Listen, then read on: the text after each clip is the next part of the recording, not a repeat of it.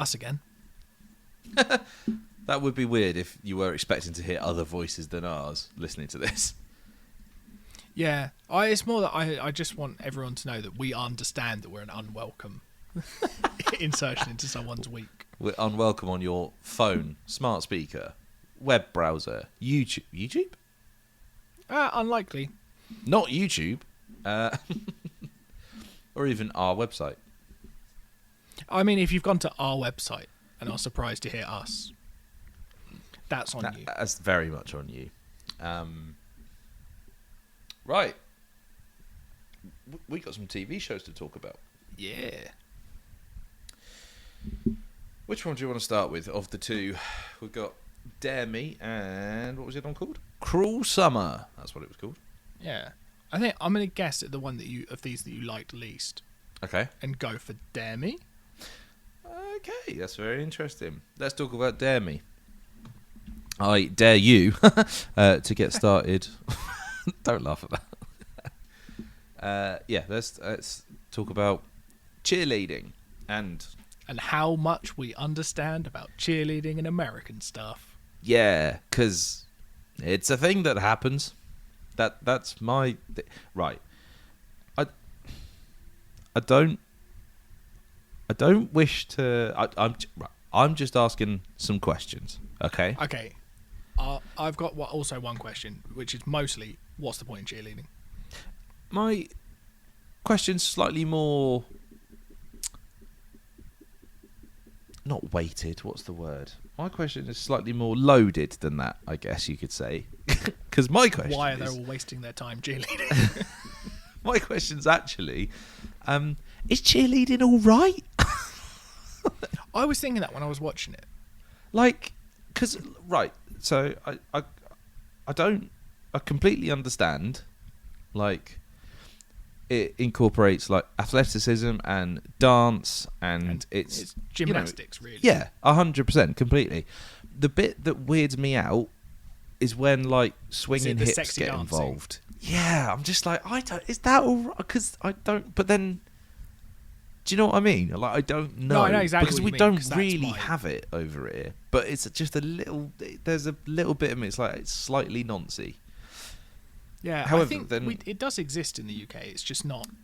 It's not like the this same. big thing. I guess it's like the equivalent of like college football, isn't it? Is like, well, because you've got college football, which is huge, but it also is apparently like actually put on TV in America and stuff, which is weird. It's like the equivalent of that, right? Does that make sense? I don't know. This is the thing. I ain't got a clue. Yeah, but I don't really know where it fits, because they do have like cheerleading competitions, because I've seen they've made films about cheerleading competitions. like bring it on, bring it on, bring it on's cheerleading thing, isn't it? Yeah, it's either that one's either cheerleading or dance. I can't. It's hard to tell the difference. Yeah, no, it's cheerleading.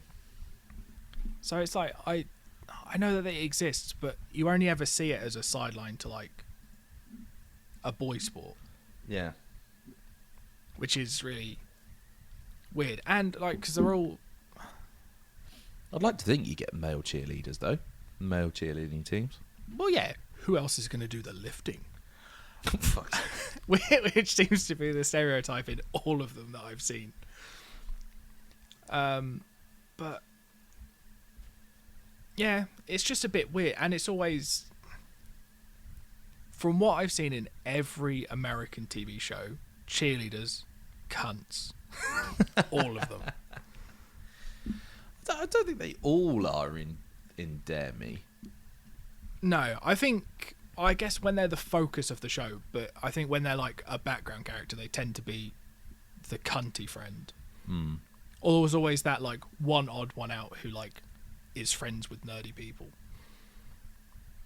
Which is a theme we'll revisit in Cruel Summer, I suppose. Yeah. But let's start off then, because I mean, we did open this up saying like, oh, we're going to go with the one you said, the one that I think you didn't like as much, Yeah. and then pick this one. I still liked this. Like I thought genuinely, I thought this had weight to it, and I think what I mean by that is that it wasn't afraid to have quite a lot of moody, silent shots to start off with to really set the scene. And there's lots of lingering close-ups on characters. And it just seems a bit more like ponderous than you would think for like a teen drama thing. So I really, really appreciated that about it. Yeah.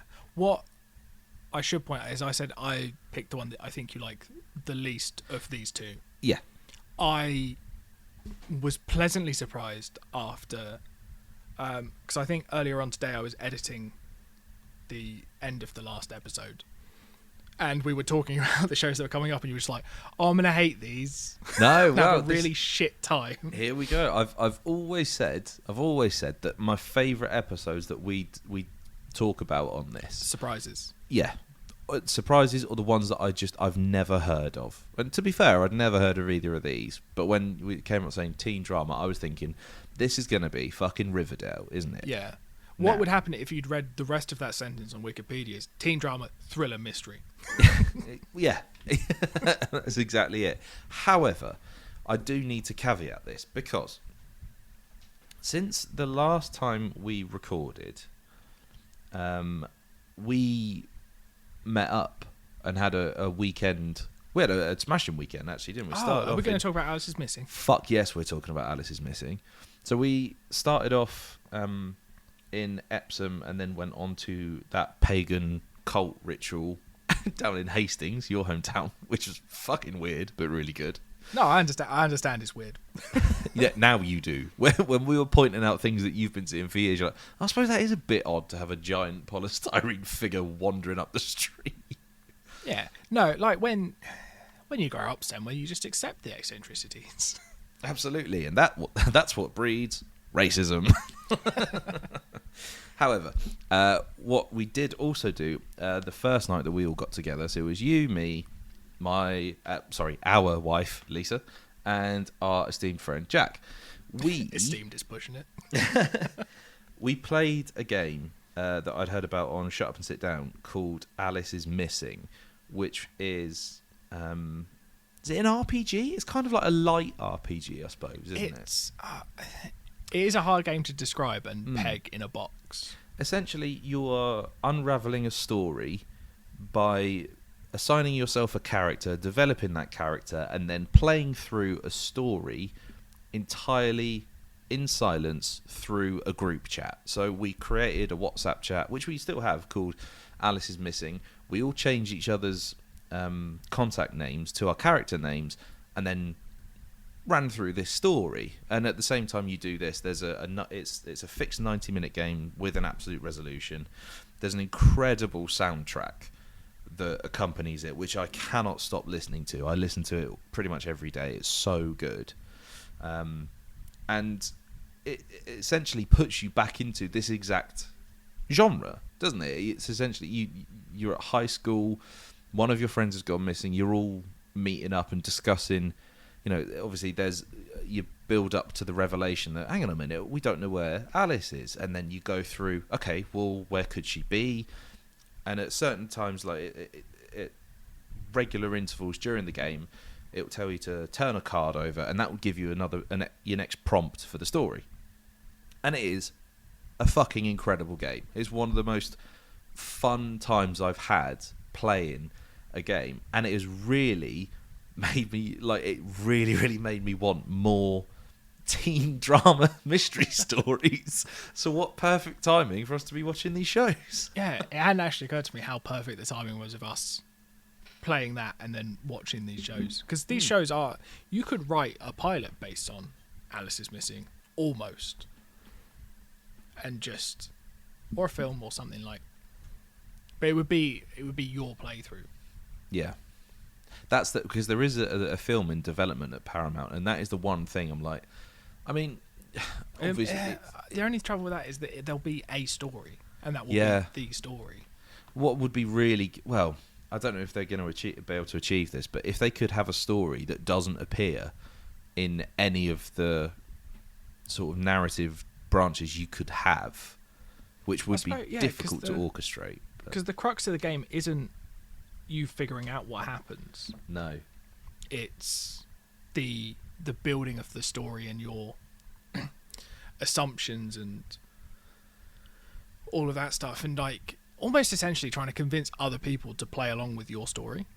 That's exactly it. You know, I think it's like it's almost it wasn't even for me. Like the main chat was like good, but it was like the side chat that I had with Lisa, who's playing Jack, which was very confusing. That was very confusing. Having a character name is the same as one of the players. Yeah, which was like I was like explaining like all of this stuff. I was like, I had to hide this thing for Alison. Like I've put it, I hid it, and I just went, if I was going to hide it, I wouldn't bury it because that's obvious. So I was like, I'd hide it in a locker at the train station, and then flip the last card, and it's a location. It's the train station. I was like, that's fucking so hell, good, that's brilliant. But that's why I think it helped having you there, who's spent quite a lot of time playing D&D. Because what I was realizing, because I never quite understood this about D&D, but like in that game I wasn't sure like what parameters it would be acceptable to change the story to, but playing that it almost became like you almost you know that improv thing of yes and Yeah, it almost kind of that, because I was noticing this particularly with us two, we would drop in like a location or a character or an object or something because it's like, right, pick this up and run with this. And then it would all, and the way that, because it all culminated in this one event on the train station, and the way that you, in particular, brought every single element back in and tied it all up together, I thought that was fucking incredible. I'm not gonna lie, that was maybe the most stressful 10 minutes of my life. You've done all right if that was the most stressful 10 minutes. Yeah. Well, it was trying also because everyone's contributed to the story, so you don't want to be like, here's my narrative, here's all the things I've dropped in, these are the things I want to put in. So it was making sure that but you have to drop some stuff. So we had to drop Jack's whole dogging storyline. I was explaining that to a mate. I was leaving him voice notes because I can't explain this through text. So I was just leaving him the voice notes. Did you send him Jack's? Oh my god, I should have done, shouldn't I? Just like, right, here it is. Hi, it's me, Julia. Anyway, so that's framing what I'm thinking when I'm watching these shows right now, is because in my head I had a lovely, amazing story experience with Alice is Missing, and now I want more of the same thing. Ready for something like this. To the point where I knew I was going to a bookshop yesterday, and for the past week I was just Googling novels similar to Alice is Missing. Got it on the brain. Yeah. But the soundtrack, if nothing else, go and listen to the soundtrack to Alice is Missing. But also, just buy the fucking game, grab some mates, play it. It's the best. It's so much fun. Yeah, I'm really looking forward to playing it again. Yeah, me too. Because, I won't give any of the story beats or what I want to happen next time. So yes, there is who have we got in Dare Me? There is a lot of tension between Addie, Beth, and Tacy, isn't it? So Tacy is the less experienced cheerleader. Beth's half sister. The dad did a cheat with the woman across the road. Oh my god, yes. Sorry, I completely forgot that part of it. I did watch it quite late. That's the thing. I think until like the revelation of Beth's home life, she just seemed like a spoiled brat. And I was like, I'm not really gonna like care if you don't get your way, and if like coach is hard on you because like you're just being a bit of a dick. And like she's still being a dick. Like, don't get me wrong, but it's a bit more like, I guess, not excusable but understandable that she's a bit off the rails because her dad's living across the road with his other family, and then she's getting picked to like stand atop the pyramid, and that seems to, I guess that's I suppose if there's a way to say you're at the top of your team, I mean, quite literally, yeah, like you are at the top of the hierarchy. Yeah, it's a coveted position. Yeah, but this is it, isn't it? We get a new coach is drafted in who is kind of, like you say, tough on them. But actually, I thought she was wicked. Yeah, she doesn't. I don't ever get. I don't get the feeling that there is a bad guy in this per se. Depending on what No. happens, I think they are all flawed, aren't they? they're all going to be given the culpable for opportunity to be whatever flawed. happens. Because, like in the opening shot, you see blood on Addie's phone, or is it Addie or is it Beth at the beginning? I can't remember. As they're It's driving around. It's Addie. It's Addie at the start. Yeah. Oh, she's got texts from Beth that say like, "Oh, you think you can just ghost me?" Yes. And then there's blood on her phone. And it's like, well, I'm sure they're going to explain that. Yeah. Hopefully in this season, because there isn't a season 2. Yeah. Which I mean, I think it's a viewing numbers dictates. I'm just rather looking than at it here, quality. and yeah, it really has dropped a lot of viewers on the thing, which is a shame. But I guess we watched this on Netflix, though, didn't we? So I don't know where it originally aired. Premiered on the USA USA Network. Network. Whatever the fuck that is. Could be anything. It's a shame because I was really enjoying this. I thought it was suitably sort of dark. So I think it really, really wonderfully straddles the sort of it just gets the YA audience absolutely right, because yeah, it's about people in school, but it feels suitably sort of adult and dark. Yeah, a bit like the first season of 13 Reasons, where it's. I've not seen that. Oh, cool. Well, it's dark, but it's like it's the same sort of thing. It's like really quite dark, but at the same time, it's like school kids. Not in the same way that One of Us is Lying absolutely feels like, a cartoon almost, or Riverdale is like the most ridiculous melodrama. Yeah. This feels a bit more grounded in reality, and it's a bit grittier. Do you know Oh, what? yeah, it Genuinely, feels very believable. this is what I was about to say. It really reminded me of maybe not in a narrative sort of sense, but like in a atmospheric sense. Have you seen Prisoners, the Denis Villeneuve movie No, I don't think so. with Jake Gyllenhaal and Hugh Jackman? No, I have not. Absolutely have to watch that. It's one of my favourite films. It's so fucking good. It feels, Dare Me sort of feels like it's approaching that sort of level of intensity and atmosphere. So, if nothing else, definitely go and watch Prisoners. It's brilliant. It's on Netflix, actually, I think. Yeah. What I It is also 2.5 like about hours. it is normally, I think when TV shows try to do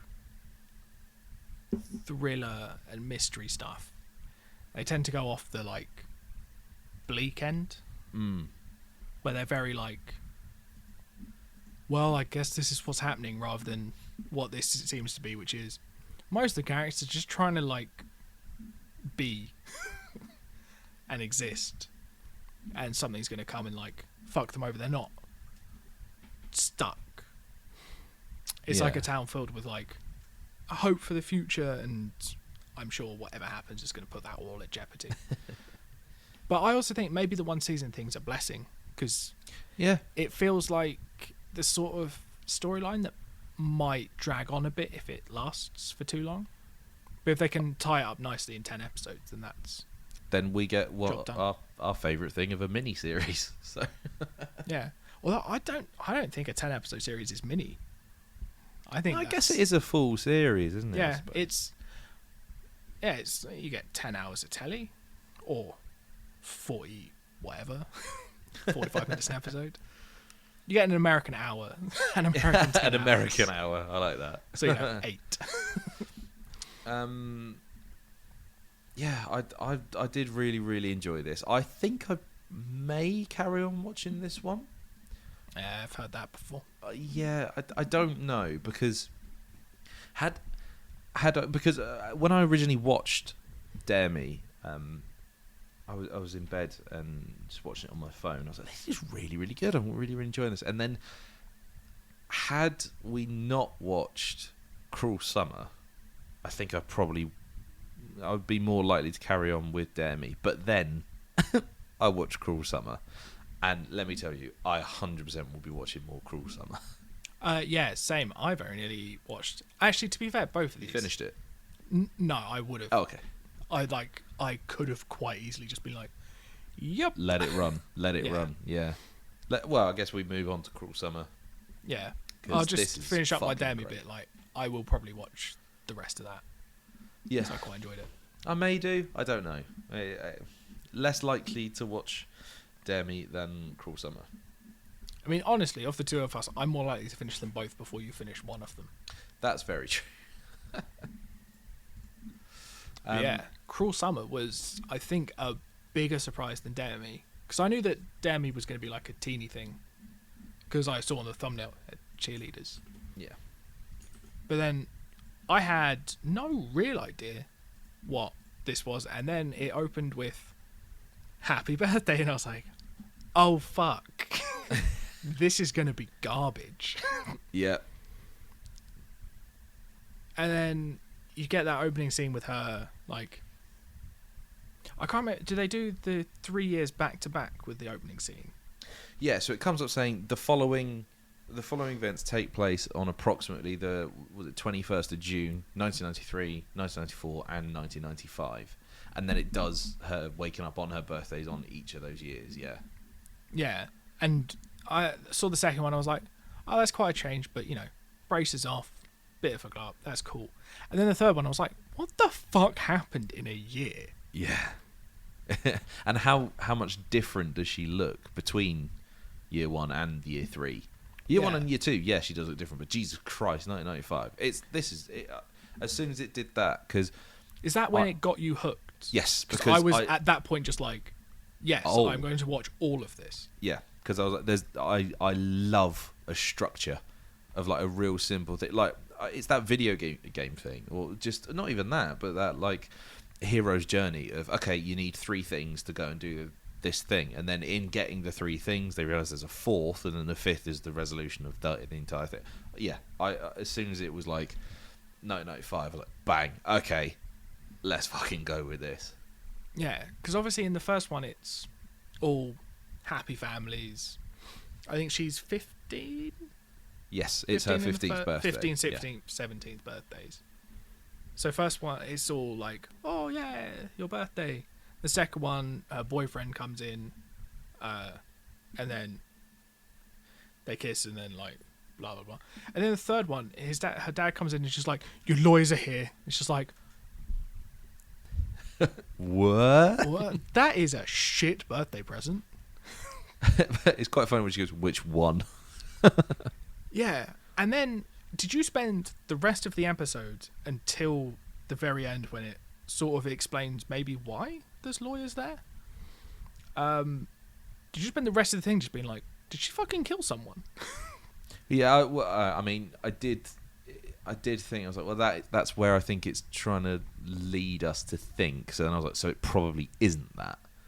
But I was like, well, she's gonna have been involved in whatever's happened, and then you're sort of drip fed information, aren't you, that someone's gone missing, and then you're shown her bumping into a girl at the mall, and she's nervous to speak to her, and then after that it jumps back to 1995, and it says, okay, that was the girl who went missing. It was Kate who has gone missing, and then jumps back, and it's a masterful jumping back and forth, but in a way that you absolutely can keep track of where you are, because the stuff in 1993 where she's young, generally the color palette is like yellows and oranges, and it's all like, you know, bright summer sunshine. Even to my untrained eye, noticeably different tones. Yeah, like, because then just the night visual cues that are like nice and bright in the 93s.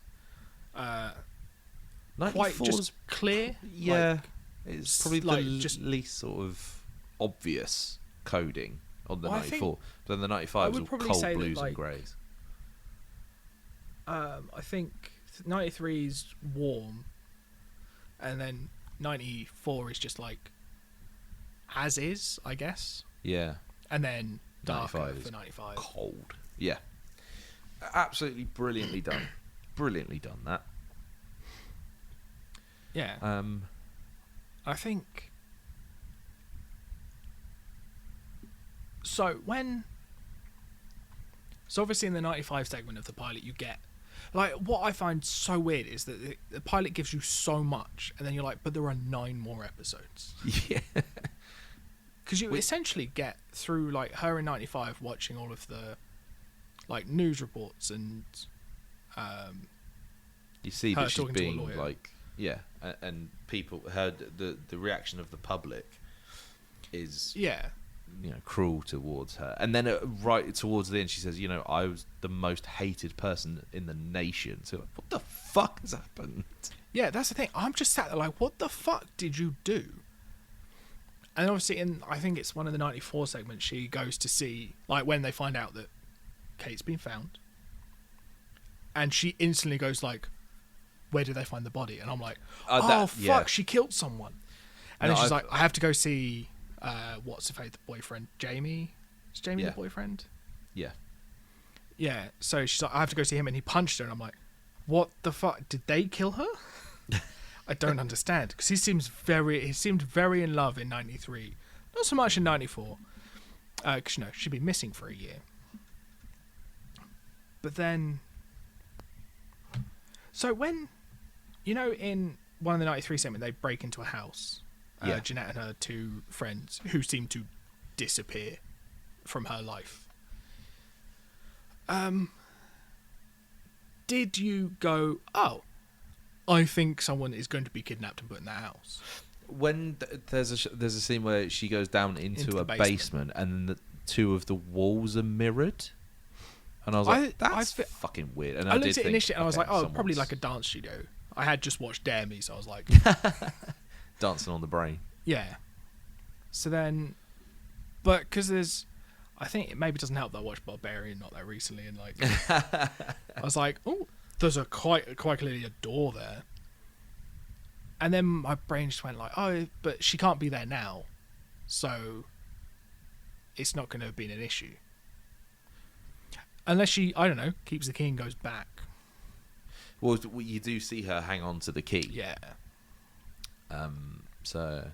But yeah, this is also one of my favourite ways of storytelling. I really enjoyed this. Just piecing it together. So my current working theory, I think at this point it's going to turn into a satire of how men can do horrible things, but women will, when women aren't necessarily guilty of the same crimes, they are still hated more than the men. But I do wonder if she's going to have some part, because she got on really well with, is it Andrew, the guy who is moving in and is now the the vice principal, the assistant principal. Yeah, is that Mr. Harris? Martin, that's his name. So they got on really well, and I was like, was she in on it in some way? Did he manage to coerce her into not saying because she'd seen Kate? Or I guess I would imagine the trial's going to be for like some sort of being complicit or an accomplice or something. And I have read on the overview that you do get some episodes between from Kate's view as well. Oh, right. So you get 2 characters. So essentially, I guess each character gets a 5-episode arc, because it says they alternate between Jeanette and Kate. Oh, I like that even more. Oh, yeah, I'm excited to watch more of this. The idea of having 2 opposing characters' viewpoints. Also, I'm interested to see if like their interactions match. So that if the way that Jeanette's episode sets out is how the same conversation happens from Kate's viewpoint. Yeah, I'm a big fan of that. In years gone by, we watched The Affair. Yes. The halfway through the episode just goes like, here's the same stuff, but with someone else's storytelling. And you're like, and then there's inconsistencies. Yeah. That was utterly brilliant. Yeah. Did you ever watch any more of that? I didn't actually. No, same here. Here's something that's quite exciting. So we're recording this in early May. Cruel Summer Season 2 starts on the 5th of June. Ooh, I will be ready. I probably won't. That is only in 4 weeks' time. Yeah, I'm interested to see if it's going to be just a different story, though. I suppose it could be. I'd hope it's a different story, because I hope that this one doesn't last for 2 seasons. Because I feel like you can quite maybe neatly tie up this, unless it's maybe more years in their future. But I suppose it could do. At this point, we got absolutely no idea. yeah, So it could but go anywhere. at this point, it kind of feels quite sort of not cut and dry, but like it's not going to be hugely surprising. I'm starting to wonder that if they're starting to show Kate's point of view, because I wasn't thinking about this at all, but now that I know that there's another perspective coming in, I'm thinking, well, is Kate in on it? Is she framing? Oh fuck me, what's her name? It's gone out of my head. Yeah, I know it's interesting, but I don't know what Kate would have to gain by taking down Jeanette. Jeanette, of course it's Jeanette. No, that's the only thing, but you know, But from then the what poster, if it just goes right, like out wild, and it turns out her wishes come true? yeah, that is something that I was wondering, because at the very start she does say like, "Oh, I wish I was popular. I And wish she I makes- was." Da, da, da. She makes a second wish. If that wishes, I hope she's like disappears or something. Yeah. Yeah, I think also, I'm just looking at a poster. So the characters are Megan, Isabella, and Luke through the rise and fall of intense teenage friendship. So I think it is an entirely separate story. good. Yeah. So that's good news. But yeah, I am gonna watch more of both of these. Yeah, I'm definitely going to watch Cruel Summer. Sure. I may watch Yeah. Dare Me, but I'm more likely to watch. I think I'm gonna watch Cruel Summer Cruel Summer. first if there's I a think- season 2 coming. Yeah, I think that's going to scratch my Alice is Missing itch. I think arguably maybe because there is a missing character. Exactly. But yeah, I wonder if maybe we could find a way to work that like 3 years later thing into Alice is Missing. Oh, what if we all agreed that we were playing it 3 years on? So what? So our story has already happened. Guess what? She's gone missing again. Yeah, Alice is still missing. Nice. And then year 3, that bitch won't come back.